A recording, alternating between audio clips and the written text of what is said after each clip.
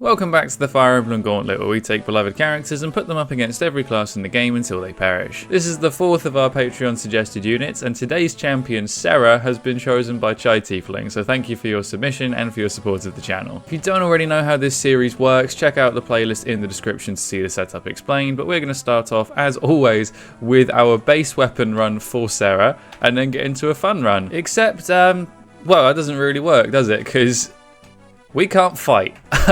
She's a healer. This is what Chai wanted.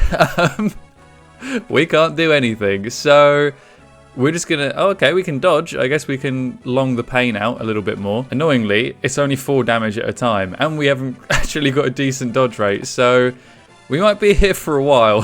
While this is going on, we will go through Serra's base stats. At level 20, she has, on average, 27 HP, 12 magic, 11 skill, 16 speed, 17 luck, 5 defense, and 15 res. Obviously, she's a squishy unit, but against the thief, she's she looks like a tank, to be honest. I mean, I could talk more in depth about Serra's stats, but it's kind of pointless because she doesn't face combat. I mean, she's facing combat, but she can't do anything in it. We're 1 hit away. And there we go, that is Serra's normal run over.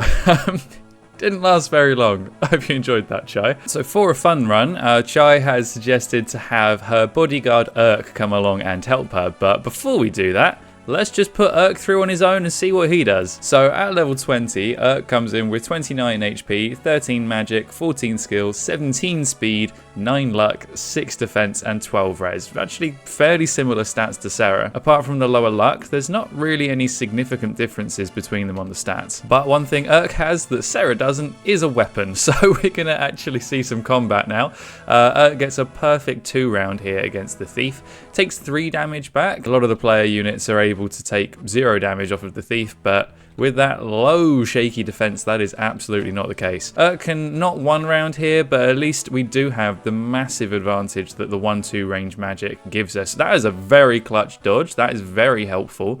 That's 1.5 vulneries we've just managed to save right there. That's brilliant. Coming up against the archer, we take 12 to the face, and then we can finish off on player phase at least. Erk is very fast, so he should be able to double basically every single unit in here. I don't think any of them are fast enough to not get doubled at 17, which is important because Erk is squishy, and we do not want him taking too many hits from these enemies. We annoyingly haven't dodged since the soldier back there, but the hit rates are low enough that we might feasibly get a few extra ones in to sort of stretch out our vulneries a bit further. But this is a very strong matchup at least. The monk can't do anything against anyone, and we have got weapon triangle, so it does a flat 0 damage to Erk, which is always lovely. I do think it's nice for Erk to have a little bit of a showcase here, because in the base game, I don't tend to use him much. I think we double in 1 round, go on Erk. In the base game, I don't really tend to use him much. I definitely used him more when I was kind of playing the game as a kid, but I think in more recent years I've just kind of accepted that he's not really worth the training effort, to be honest. He's got one of the more creative palettes out there, I think, but it's not my favourite. It's a bit garish for me. That was a very, very helpful dodge. That saved us a lot of damage. That was 18, nearly 2 vulneries worth of damage that we managed to dodge there. The axes do have low enough hit rates against him that, fingers crossed, we can get 2 dodges. Amazing. Can we get the 3rd going up against the fighter? That's the real question. A squishy unit like this is so dependent on the RNG for how far they get. If they get slapped, oh, go on, Erk. He's dodged all 3 of them. That is nearly, it's nearly 6 vulneries worth that he's managed to save right there. He would have been out of vulneries if he got hit by all of them, which is what I mean by the RNG side of things. If he gets hit by a bunch of lowish chances, that's him cooked early on, but if he manages to dodge them, he should be able to push pretty deep into the gauntlet. There's the first enemy we don't double. The Myrmidon has got good enough speed, but we don't take too much damage from him before we can get the kill, and the steel axe, of course. The Cavalier, we should be able to probably kill in 2 rounds of combat. Actually, that's pretty good damage. That's better than I was expecting.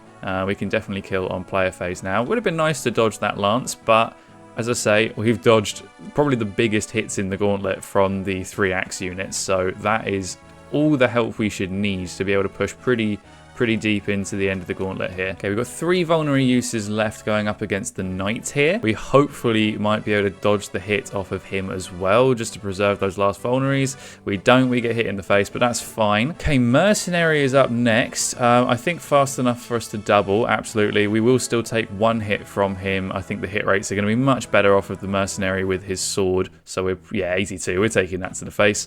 But we can heal up with our penultimate vulnerary use right here. And then we go into the mirror match against the mage, which we do absolutely dominate. We've got enough res to mostly shrug off his fire attacks, and our offense is pretty solid here. 14 damage against 4 each round of combat. That's a very nice place to be in. I think a big part of what I don't like about Erk's palette is the fact it's so similar to the enemies. I'm not a huge fan of the orange, to be honest. It's quite a clashing colour scheme. This is where things get sketchy. We still double, so we are dealing more damage per round of combat than we're taking. But weapon triangle and higher might off of flux does mean that we are taking much more significant damage here. We actually die in 3, so we are going to have to...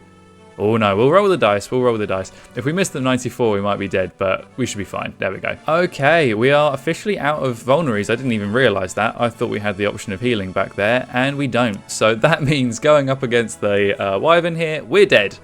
Amazing. We might have been able to dodge. If we could have dodged that 1 hit, then we could have killed on player phase. And 58 was definitely doable, but it didn't roll that way for us. But he did get incredibly lucky against the axe unit, so he definitely got further than he could have done. And the fact that he got to the wyvern at all is actually really good going. A score of 15 is definitely better than I was expecting from him. But now back to the focus of the video, Serra, who this time around has got a 15 use heal stave. I've halved the uses on it just to make it a little bit less ridiculous. And she's got her bodyguard Erk to do all of the work for her like he normally does. So Erk can come and chip the thief here. The name of the game is protecting Serra, so we're going to scooch out of range right here. Erk can take 3 to the face, and then we can get the kill there very easily. I have taken away the vulneraries from both of them, so that heal staff is the only way that they've got. Serra is the only one with the door key here, so she'll have to open all the doors, so she's at least doing something for us. Erk's performance here is going to be basically exactly the same. It's just that we will have that little bit extra push of healing behind him with Serra that might allow them to get right to the very end and actually beat the wyvern. But there is an added complication of trying to keep Serra safe, so we will have to use Erk to block her. I don't think there'll be any situations where she actually ends up in range unless I deliberately put her there for some reason. I don't know why I'd do that. While we're here, obviously Erk's doing all the hard work here, but we can talk about Serra's palette because it is one of my favorites. Not so much the palette, but the animations. It's one of my favorites in the game. I think that all clerics should look like Serra. I'm not a fan of the weird little cowl that they have kind of over their head. I much prefer the pigtail sticking out. I think it looks great. Even the walking animations on the map I'm a much bigger fan of personally. We did the generics run where people submitted some units, and we had Lissa from Awakening, and for her we used the Serra animations because of the kind of pigtails that she's got as well. They kind of match up and it looked great. I just definitely think that it's a better looking animation. That's just my personal preference anyway. And the bishop animation for her is actually great. We won't be seeing that in this video, but it is worth mentioning because, again, I think bishops look better without the hats and just having the hair out. Like I prefer Lucius and Arta's animations to Yoda's animations. I feel like he's got a hat in his. Does he? Am I going insane? I'm not sure. Serra's only gone through 3 healing stave uses so far, and Erk is in tip-top shape, apart from this time around he does get hit by the axe. So it's a good thing we've got slightly more healing going into this with the heal staff here, because the vulneraries would not be cutting it. 1 vulnerary heal of 10 does not match Serra's heal power of 22 off of a heal staff use, which is nice because if we roll badly on the RNG like we have for both of these axe fighters here, we're going to need that healing. We really are. Initially I put her in with a 30 use heal staff, but I think that would have been a bit too much. It would have been a bit silly. But 15 I feel like is a nice middle ground where we might actually still run out of healing, especially considering we have done the exact opposite of the vanilla run that Erk had. We have gotten hit by every single axe rather than dodging all 3 of them. We've been hit by all 3 of them. So that healing is so important that we actually have it now. Otherwise, he'd be dead basically to the next enemy or 2. Well, mercenary time. We're not going to be able to... Oh, he dodged an 88. That's not helpful. Okay, never mind. We can thankfully heal Erk very easily from the back lines. We'll actually let him take this hit first before we heal, and then we can do the full 22. So we're technically conserving our heal staff uses slightly more because we're approaching halfway through our heal staves right now. Hopefully we don't miss another 88. There we go, beautiful. I genuinely never use Serra in the base game. Priscilla joins like 2 chapters after her, and the superior movement that the horse brings and the canto is such a big deal. I think Serra would need a very significant buff, or Priscilla would need pretty major nerf for me to actually consider playing with Serra instead of Priscilla. And you never want 2 healers. You might field one for like the odd map, especially in the earlier game where you haven't promoted any of your magic units to give them access to staffs yet. They're like level 3 or below, I think, so they are very, very low level. You don't want to be training both of them up because there's just not enough XP there. Even trying to get a healer to level 10, it's a bit of a grind. It's a shame she's not the best because I do think she's cool. I actually love her character. I find her really, really funny. Her personality is just hilarious. It'd be super grating if you actually had to deal with it in real life, but for just a few lines of dialogue here and there, it's actually amazing. I think it's great. Erk is down to 2 HP, but we're going to get the kill, and then it's actually going to take more than 1 heal staff to get us back up to full now. It's the first time this has happened in the run, and I will be frivolous with the heal staff here just to top him off because it is now the final enemy we're going up against. It's the wyvern that killed him last time, but now we have full HP. We should be able to make very, very light work of this, nearly killing him in 1 round, and now we can very easily get the kill on player phase. Wonderful. We can use one of those final heal staff uses to get him back up to max HP. And then it's the child, which is going to be interesting for sure. Or maybe not. Erk does 0 damage. He doesn't get doubled. That's something, I guess. He's fast enough to not get doubled. We got the tink. I guess Serra can come up here and heal him. We're not achieving anything, but we can long it out. Serra is also fast enough to not get doubled with that 16 speed there. So that allows us to get an extra tink here. Amazing. 2 rounds of tinks. Serra can use that final heal staff usage here to get Erk back up to near full. And then we're losing her. The heal staff has broken, her spirit has broken, and her body is broken. And I didn't change the unarmed animations. It's still got the Natasha ones. So in death, she doesn't even look herself. Can get 1 final tink.